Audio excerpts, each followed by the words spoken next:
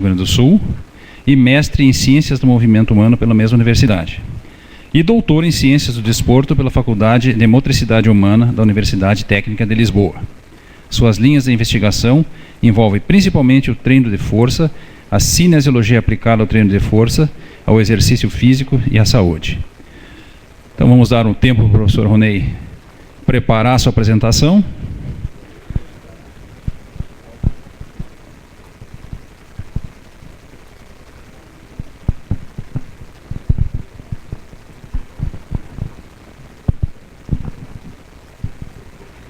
Professor Ronei.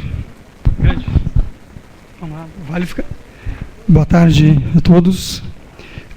Eu queria inicialmente agradecer à comissão organizadora do evento, o convite feito para que eu viesse aqui falar sobre um tema que temos desenvolvido na universidade há algum tempo, um tema aqui já denominado. Quero salientar aqui algo que o meu amigo, colega Pedro, salientou hoje pela manhã. O nível das apresentações aqui tem sido muito elevado e, obviamente, ser o último aqui apresentando alguma informação, depois de todas as outras grandes palestras apresentadas, é objeto de algum desafio. A voz, inclusive, fica meio trêmula, né? E eu espero, então, que eu consiga dar recado aí para o qual eu me preparei. Bom, o título da palestra é este aí, é Echo Intensity como forma de avaliação da função neuromuscular. Ok, mas era para passar. E a abordagem escolhida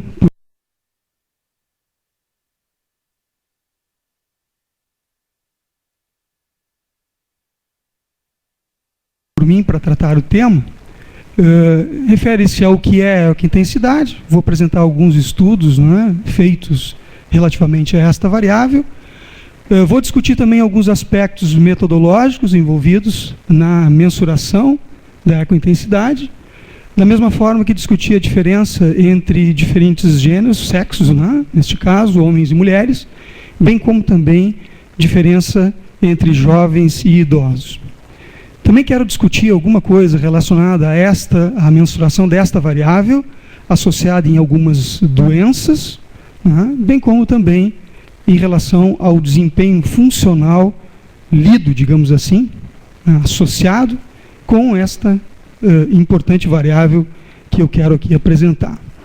E, por fim, eu vou apresentar algumas informações de alguns estudos realizados pelo nosso grupo em Porto Alegre, bem como também por outros grupos que trabalham na exploração dessa variável, explorando as questões agudas e crônicas associadas à mensuração desta variável, ao comportamento desta variável, em resposta, sobretudo, a exercícios de força.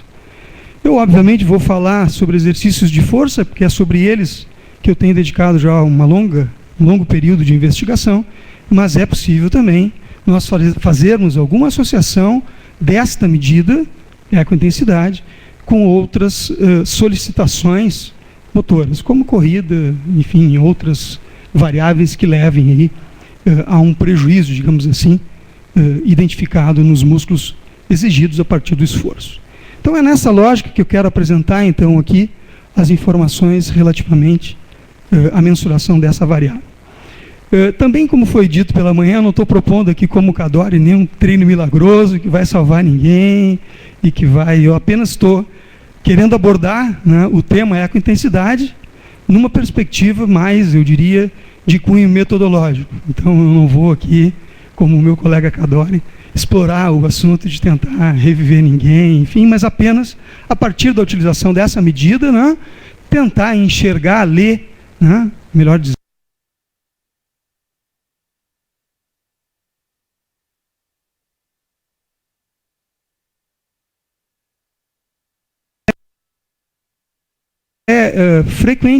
frequentemente avaliada, desculpa,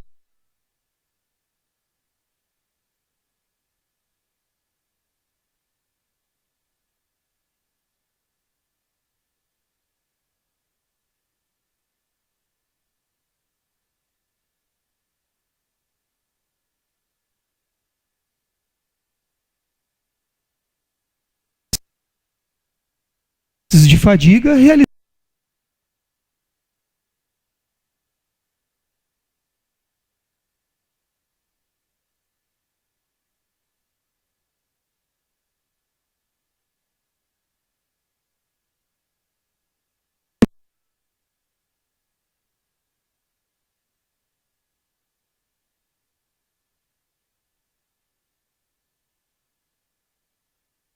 utilizados e são muito associados, né, com desempenho funcional.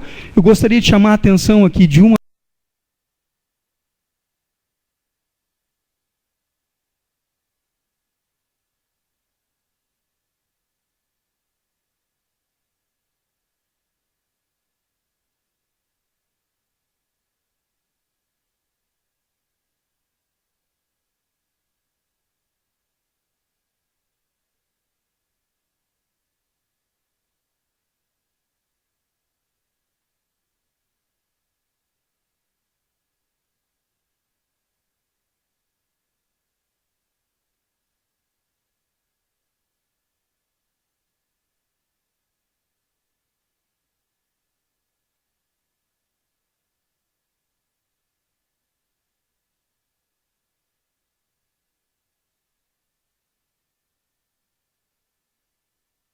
variável em especial, que foi já falada, referida anteriormente, a taxa de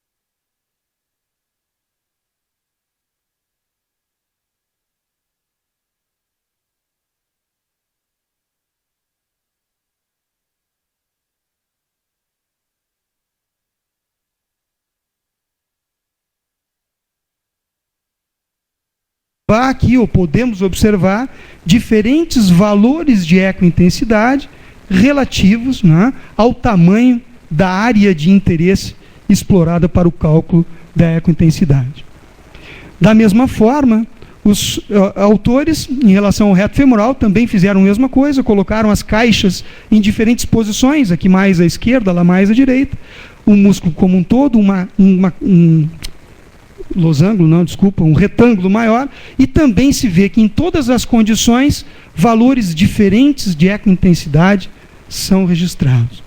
Portanto, nós conseguimos observar a ideia dos autores, relembrando, né, era avaliar a comparação entre as diferentes caixas, mas, sobretudo, avaliar a reprodutibilidade dessas medidas, fazendo em diferentes tamanhos de caixas.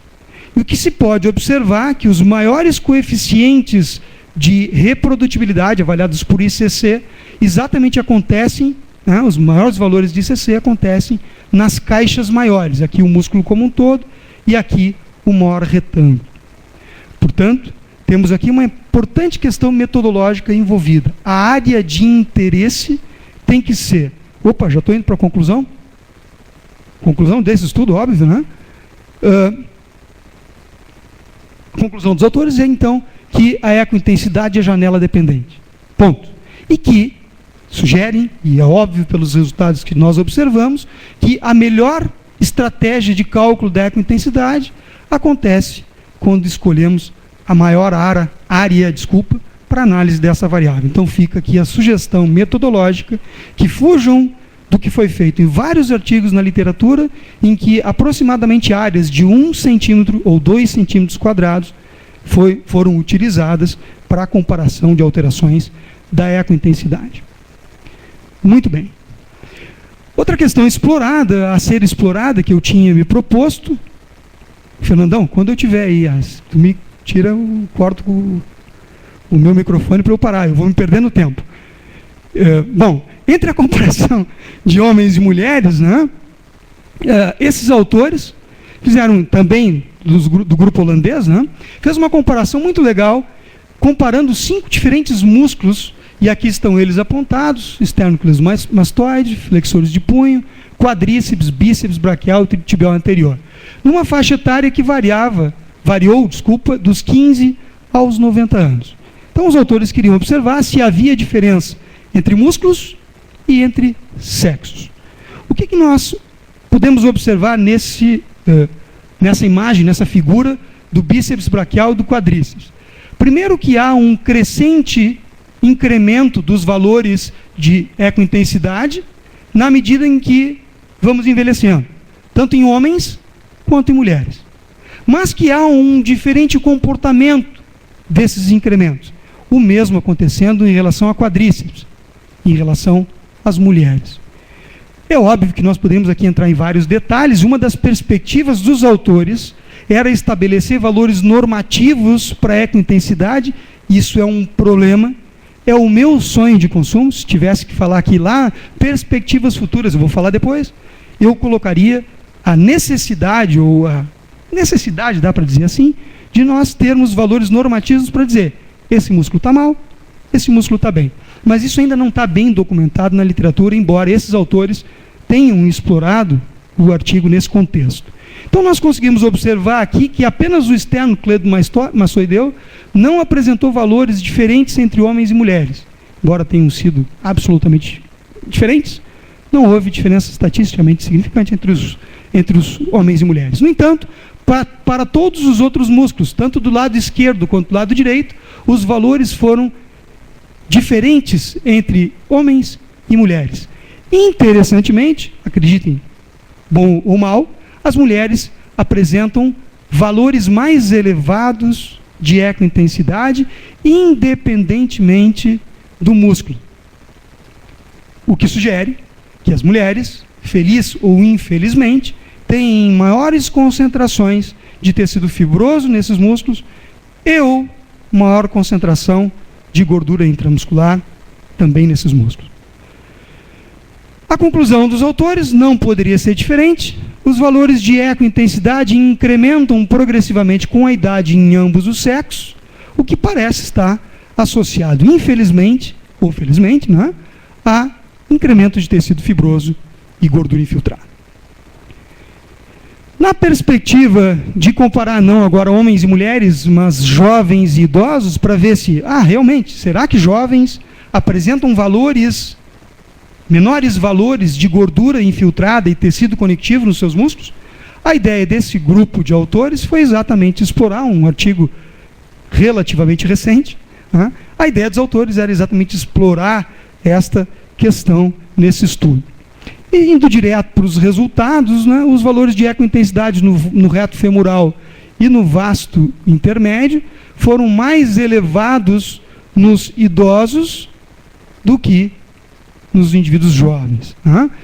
Tanto o reto do músculo reto femoral como do músculo vasto intermédio. Mostrando claramente, portanto, que idosos apresentam menor qualidade muscular por terem maiores concentrações de gordura intramuscular e de tecido fibroso, quando esses foram comparados a indivíduos jovens. Bom, nesta perspectiva de doenças, que eu também me propus a abordar, a ecointensidade pode ser e vem sendo explorada. Eu diria que é, inclusive, uma das tendências que a gente tem a observar no futuro, é a sua utilização não só para o diagnóstico de complicações de doenças, bem como também para a sua evolução. Esse estudo foi feito nesta perspectiva, associando valores de ecointensidade à miopatia inflamatória idiopática, em que os autores puderam observar que indivíduos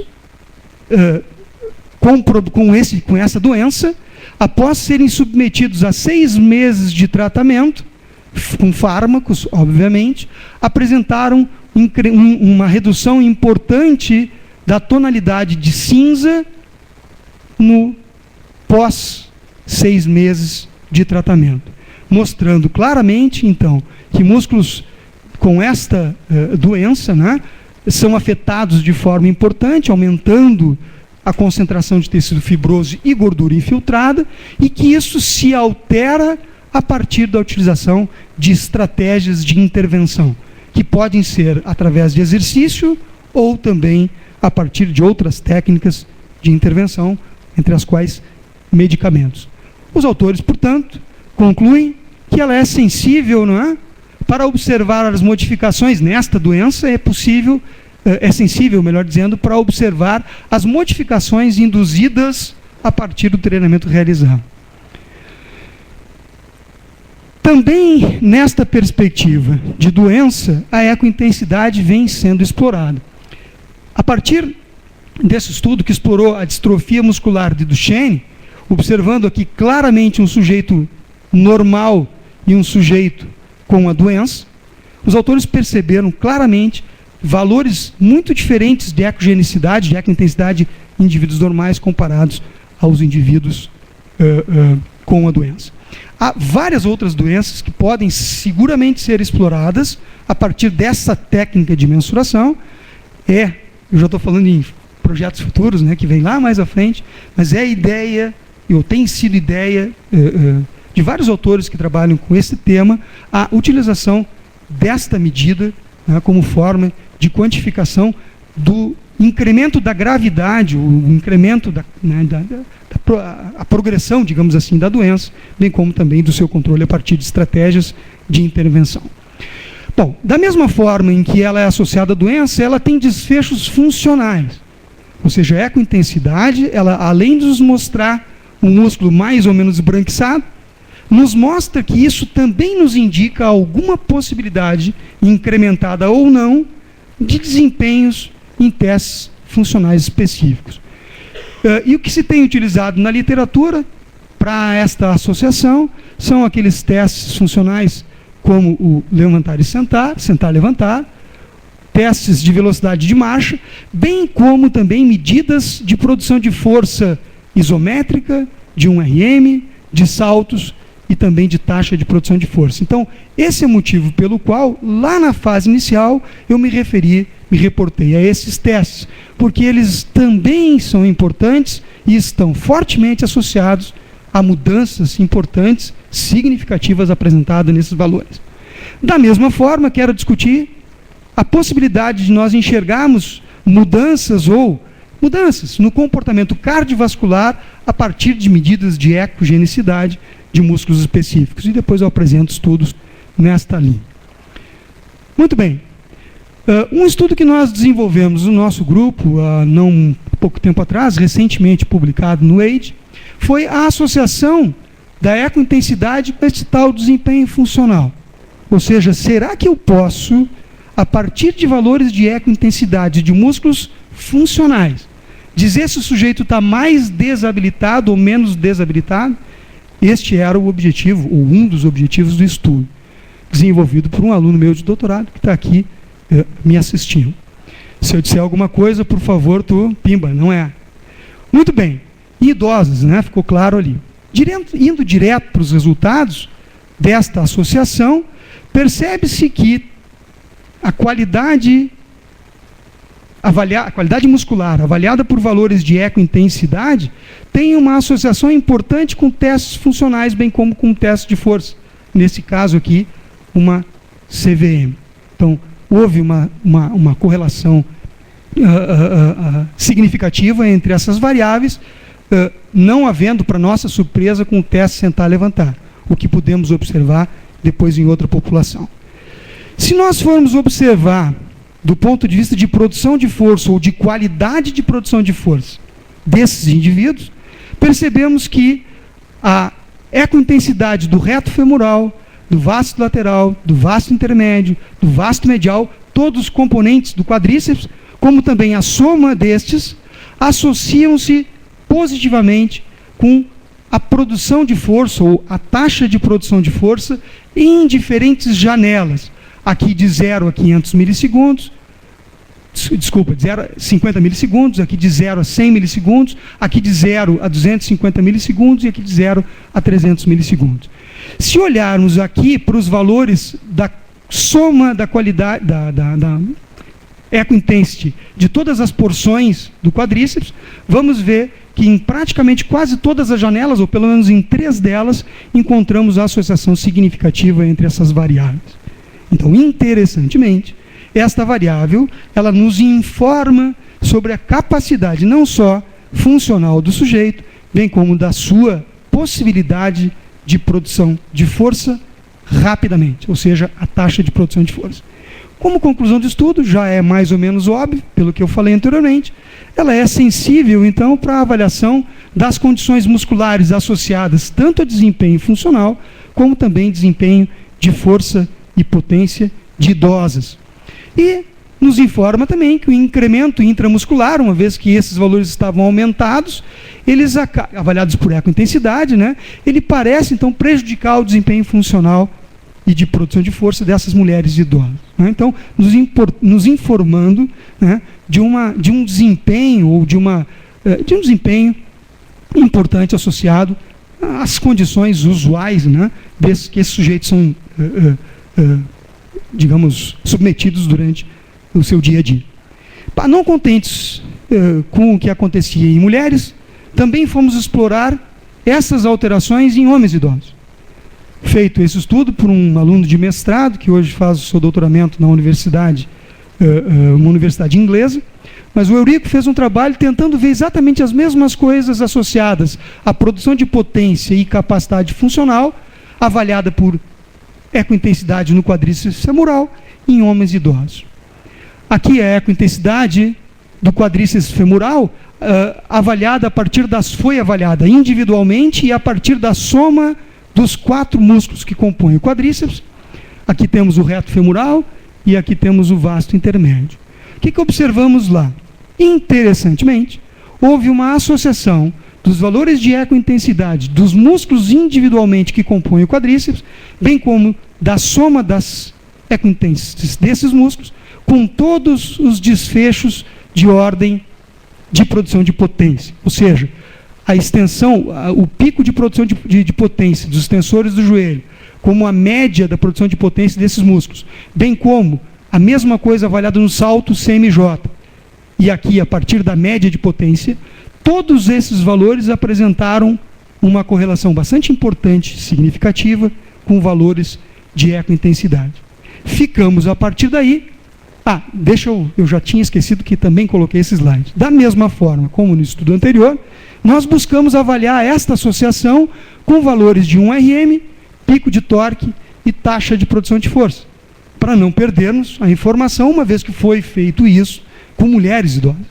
O que nós também conseguimos observar aqui, olhando a soma da ecointensidade dos músculos que compõem o quadríceps, nós observamos sempre a associação significativa, e em algumas inclusive bastante elevadas, com 1RM, pico de torque isométrico, taxa de produção de força em 500 milissegundos e também em de 0 a 200 milissegundos. Portanto, conseguimos, a partir desses resultados, já tinha também esquecido de informar que avaliamos também o desempenho funcional a partir do teste sentar e levantar. Lembrem que lá nas mulheres não tínhamos encontrado esses valores, nos homens encontramos, mas os músculos individualmente, ou melhor dizendo, a ecointensidade dos músculos individualmente apresentou uma associação com o desempenho no teste de sentar e levantar de 30 segundos. E em todos os músculos foi observada uma correlação significativa entre essas variáveis. Agora sim, não, tem mais um. No teste sentar e levantar, pensando agora não só como no slide anterior, né? Fernandão, já me perdi aqui. Aqui tinha os músculos individualmente, e aqui nós temos a soma deles. Da mesma forma, os valores apresentaram correlação com o desempenho num teste funcional de sentar e levantar. Chegamos agora sim, no que eu já devia ter há horas falado, a conclusão do estudo é que a ecointensidade, ela é sim sensível para avaliar as condições musculares que são determinantes no desempenho funcional e no desempenho da produção de força e potência. E a mesma coisa que tínhamos observado em mulheres, observamos aqui. Índices maiores de gordura intramuscular e tecido fibroso, comprometendo o desempenho funcional e de produção de força e potência nesses idosos. Desempenho cardiovascular. Esse foi um estudo muito interessante, realizado pelo meu amigo e colega Cadore, que já veio aqui logo pela manhã dizer e matou todos nós, porque o que ele fez lá foi absolutamente importante do ponto de vista funcional. Matou nós todos. Mas quero aqui falar que esse estudo desenvolvido por ele, dentro do nosso grupo, foi ver o desempenho cardiovascular em homens idosos e observou uma coisa muito interessante. Observou que valores de ecointensidade de quadríceps têm uma relação bastante estreita com o trabalho produzido no primeiro e no segundo limiar ventilatório, mostrando então que parece a ecointensidade também nos informar, já estou errando aqui, e nos informar esta associação entre o desempenho cardiovascular obtido por esses homens idosos. Interessantemente, para não falhar, eu também inseri aqui, com a permissão do Cadore, claro, valores de pico de torque isométrico e dinâmico, em que também nós vimos, ou vemos, melhor dizendo, uma associação importante desses valores com pico de torque isométrico, bem como com pico de torque a 60, 180 e 360 graus. Todos valores de associação significativos. Conclusão é que, aquilo que eu já tinha falado, parece que realmente, em homens idosos, estes valores de ecointensidade no músculo quadríceps explicam parcialmente o desempenho cardiovascular desses sujeitos. Passando, quanto tempo que eu tenho, perdão, eu sou um descontrole, eu falo muito, né? Falta 10? Nossa, tem mais 50 slides, cara. Fernandão, estou ferrado. Eu vou voar aqui, então, eu vou tentar passar rápido. Impressionante, Marco, tem que anotar isso aí e cobrar depois, mas não pode. Depois vem a conta, não pode passar, porra. Vamos cortar o som e me manda embora. Tá bom, eu falo demais, eu sei. Muito bem. Antes eu estava nervoso todo.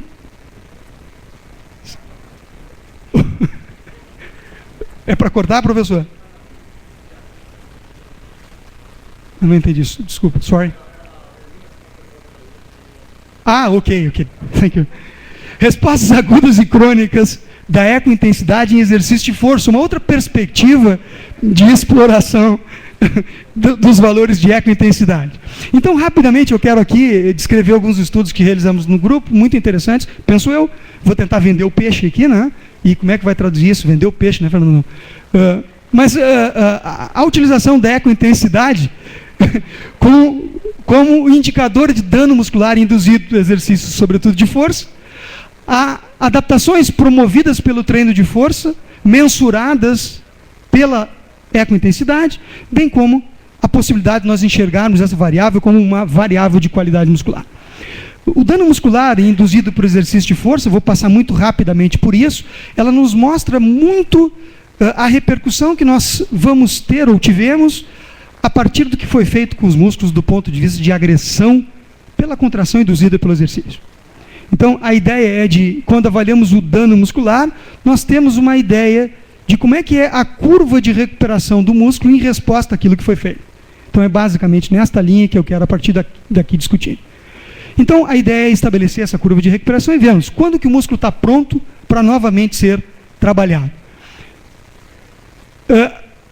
A ecointensidade parece responder, já vamos direto para os resultados, à intensidade bem como o volume de treino. Parece que um dano muscular maior, com valores incrementados de ecointensidade, estão associados à intensidade e volume. E esse sujeito, um grande professor, um grande investigador da área, o professor Nosaka, de uma universidade australiana, fez esse trabalho comparando, então, um protocolo máximo em relação a um protocolo submáximo com intervalo de recuperação. O músculo de interesse foi os flexores do cotovelo. Vê-se tranquilamente, a partir dos valores de pré e 4 dias após o treino, que os valores de ecointensidade são absurdamente menores quando de um protocolo submáximo do que quando da realização de um protocolo máximo. Indo direto para os resultados, ou para a conclusão, a magnitude do dano muscular, e avaliado, obviamente, por ecointensidade, é intensidade e volume dependente. Se fizermos uma série é uma coisa, se fizermos 3 séries é outra, e da mesma forma a intensidade mais carga vai proporcionar maior dano muscular e maiores valores de ecointensidade. Da mesma forma, a amplitude de movimento parece afetar de forma significativa os valores de ecointensidade. E esses autores mostraram isso claramente. Sumiu o bonequinho? Epa, era para ter um boneco ali. Mas o movimento é de flexão do cotovelo. Um grupo trabalhou numa amplitude encurtada, bem curtinha, de flexão, e o outro grupo de 50 a 130 graus, e um outro grupo treinou outro braço só no curso final do exercício. Ou seja, o exercício foi dividido em duas amplitudes. O que nós observamos? E esses sujeitos, nessas condições, fizeram 24 contrações excêntricas, com o braço direito fazendo uma coisa e o braço esquerdo fazendo outra. O que eles encontraram? Claramente, vê-se aqui que nas amplitudes maiores, ou na amplitude maior, e aqui tem os valores pré, pós, dia 1, 2, 3, 4 e 5, vê-se claramente aqui que nas amplitudes maiores, de amplitude maior de movimento, o nível de lesão avaliado por ecointensidade é absolutamente maior do que quando fizemos o movimento de forma mais encurtada. Então, os autores apontam que a magnitude do dano muscular, ou seja, os valores de ecointensidade, são ADM dependentes. Da mesma forma, algo acontece parecido com valores diferentes de ecointensidade, são observados em diferentes músculos. E esta é a ideia desse estudo feito pelo grupo do professor Nosaka. Ou seja, eles compararam músculos flexores e extensores do cotovelo, bem como músculos flexores e extensores do joelho. Essa foi a matriz dos protocolos. E os movimentos, então, já como falados, de flexão e extensão de cotovelo e flexores e extensores de joelho. Vê-se nitidamente que, em relação aos 5 dias pós-protocolo, realizado previamente, houve um incremento significativo da ecointensidade, sobretudo nos músculos flexores e extensores do cotovelo. Sendo que o quadríceps foi o músculo que menos sofreu incremento.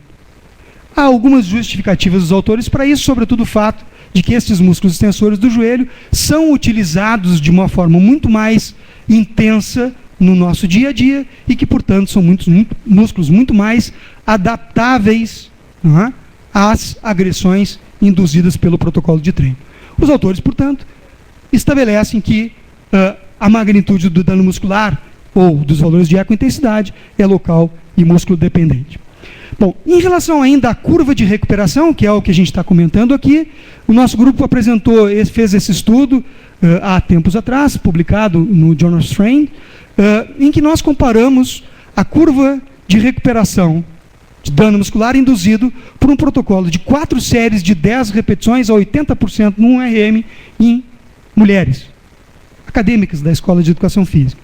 O protocolo era basicamente esse, e fomos lá ver um grupo, ou um braço funcionou como o grupo experimental, e o outro braço, funcionou como o grupo controle. O que nós observamos aqui em relação à curva de ecointensidade? Aqui nós estamos observando que houve um incremento significativo da ecointensidade até 3 dias após o treino, não recuperando esses valores. A mesma coisa acontecendo com o músculo braquial. Aqui, portanto, bíceps braquial e aqui é braquial. E aqui é o braço que não fez nada, que serviu como controle. O que nós observamos a partir desse estudo? Que homens precisam de mais de 3 dias de recuperação para apresentar condições de treino, em condições de recuperação daquele músculo aí avaliado. Não contém, portanto, a conclusão, é óbvio, que já foi apresentada. Não contente com isso, nós fizemos um outro estudo, realizado por um outro doutorando meu, que está aqui, o Regis, também como autor do estudo anterior, em que nós queríamos ver, mas vem cá, os homens respondem diferente das mulheres? A literatura, a partir dos estudos em animais, há alguns poucos estudos que propõem que mulheres, por apresentarem concentrações maiores de estrogênio, recuperam mais rapidamente frente a esforços musculares intensos. Nesta perspectiva, realizamos esse trabalho, onde fizemos o mesmo protocolo e observamos uma semelhança entre homens e mulheres. Portanto, aquilo que era levantado a partir de estudos em animais, de que a mulher apresenta um processo mais acelerado de recuperação muscular, não ficou evidenciado nesse nosso estudo. Portanto, aí a conclusão de que é tudo igual. Bom, avaliando então, na perspectiva longitudinal, os efeitos do treino de força nos valores de ecointensidade em mulheres idosas, um trabalho de mestrado realizado também por um hoje doutorando meu, Regis, nós comparamos o que acontecia em relação a protocolos de treino para membros inferiores, em que um grupo realizava uma série de cada exercício para esse músculo, enquanto o outro grupo de alto volume realizava 3 séries, 3 vezes mais trabalho. Interessantemente, os valores pré-6 semanas, 13 e 20, interessantemente, os valores foram sendo diminuídos, o músculo ficou cada vez mais com maior qualidade muscular, e esses valores de ecointensidade foram sendo reduzidos de forma significativa, sobretudo na 13ª semana, bem como na 20ª semana, em resposta ao treino de força. Interessantemente, só houve diferença entre os volumes de treino observados aqui na comparação entre grupos na 20ª semana.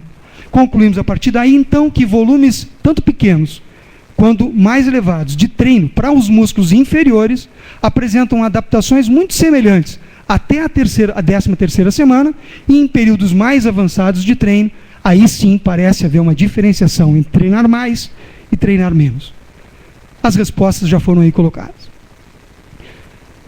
Não contente com isso, também fizemos um outro estudo realizado por um outro doutorando meu, que está por aí, o Anderson está ali, e comparando, prometo que estou no final, comparando tipos de treino de força, aeróbio e concorrente, associação dos dois, em ratos.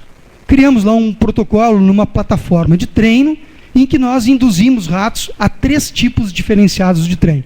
Eu não vou entrar nos detalhes disso aqui, mas percebeu-se também que os diferentes tipos de treino induziram adaptações ou respostas subagudas diferentes nos valores de ecointensidade do músculo gastrocnêmio destes ratos avaliados.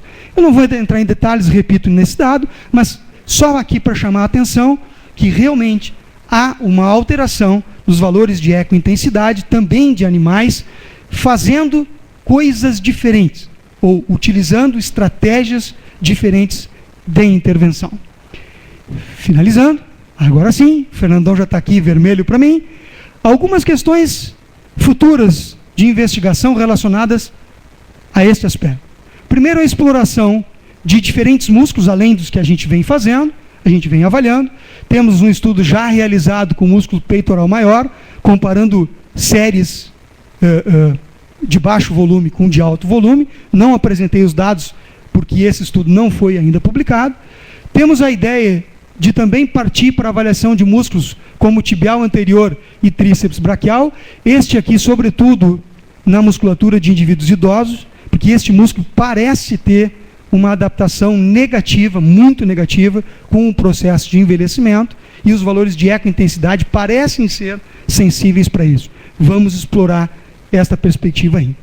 A outra questão importante, que é também exploração, que é perspectiva futura, é a exploração das respostas adaptativas a partir de valores de ecointensidade em outras doenças.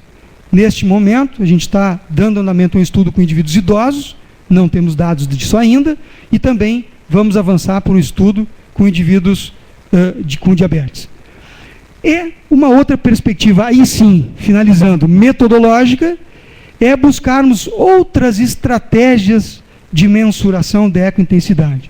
E parece que as avaliações a partir de textura, que é compósitos, associações de faixas estreitas de pixels, é uma outra análise, parece nos dar a possibilidade de enxergar talvez um pouco melhor esta variável que hoje nós avaliamos.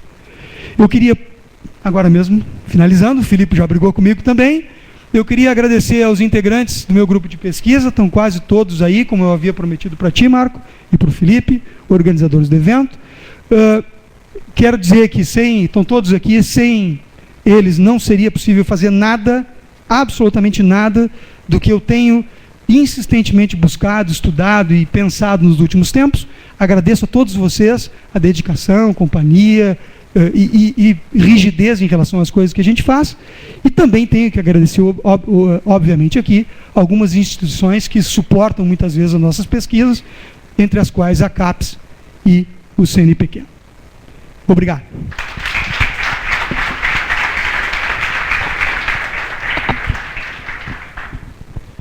Gostaria de agradecer e parabenizar o professor Ronei pela brilhante palestra. E vou tomar liberdade, espero que a organização do evento, que o professor Marco está me olhando ali, não fiquem bravos, mas abrir para a plateia a possibilidade de algumas perguntas. Fernandão tem que ser um. Pedro.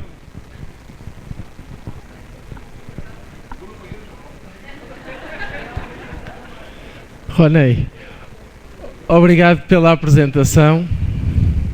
Muito interessante a apresentação, já tínhamos falado um pouco sobre algumas coisas, parece ser bastante promissor. A minha questão vai no sentido de, foram apresentadas muitas associações, muitas delas explicam menos de 20% da variação, não é? São apresentados valores de correlação, mas a variância explicada é relativamente baixa, mas qual será o mínimo de alteração que tu acharias que é significante? Porque no estudo entre homens e mulheres tinham uma diferença significativa de 2 ou 3 unidades arbitrárias. Mas depois, nos estudos mais recentes, tínhamos valores de 120, 140, enquanto nesses estudos apresentavam de 21, 22 unidades arbitrárias. Por isso, o que seria para ti, por exemplo, uma alteração pós uma intervenção que é realmente indicadora e significativa dessa alteração da qualidade muscular? Pedro, essa é uma grande pergunta, mas que é muito complicada de responder. Né? Primeiro, assim, a primeira questão, a diferença entre aqueles 2 estudos de flexores do cotovelo que eu apresentei, que apresentavam uma variabilidade menor, né, que tu referiste, é porque a amostra era muito mais homogênea. Eram estudantes de educação física, que são mais ativos e tudo mais. Os outros estudos, a variabilidade aumenta, porque nós estamos falando de pessoas idosas. E a gente sabe que aí sim a diferenciação, ou o grupo, melhor dizendo, é menos homogêneo. Então, acho que isso é o que explica aquilo que tu levantaste ali. Na segunda questão, é muito complicado dizer assim, um ponto de corte, a partir daqui é bom, a partir dali é ruim. É claro que isso ainda está muito incipiente, tem que avançar. A gente fez vários estudos observando, e hoje, se tu me perguntasse assim, ó, tu acreditas nessa medida? O pessoal do grupo já ri, porque eu acredito nela e muito. Porque é engraçado que a gente consegue observar a mesma coisa em diferentes grupos. Em idosos, em idosas, por exemplo, nós conseguimos observar as mesmas coisas. Ou seja, ela explica, eu não sei te dizer em que percentual, em que margem, em que magnitude, mas ela apresenta uma associação e, claro, que outras estruturas, outras variáveis estão aí associadas. Quer dizer, eu querer prescrever ou predizer a condição cardiovascular de um sujeito por ecointensidade é uma loucura. Agora, sim, tem ali uma contribuição muscular que está associado ao desempenho desta componente cardiorrespiratória, que tem alguma relação com ecointensidade, porque senão nós não teríamos enxergado aquilo. Então é nessa perspectiva, eu não estou querendo colocar, às vezes o pessoal pergunta, pô, essa é a variável milagrosa. Não, nada disso. Mas ela é uma variável, é mais uma ferramenta que nós encontramos disponível na literatura para explorar essas questões todas aqui apresentadas. Mas eu realmente não sei como te dizer, esse é o ponto de corte. Certo? Obrigado. Ok. Bom, em função do adiantado da hora e a organização aqui já está nos expulsando aqui de cima, eu gostaria mais uma vez de agradecer ao professor Ronei. Em nome da organização, professor Ronei, quero passar-lhe às mãos o certificado de palestrante e uma pequena lembrança aqui da Serra Gaúcha. Meus cumprimentos.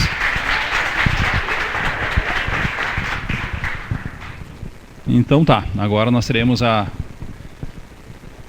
mesa redonda do evento. O senhor Marco assume?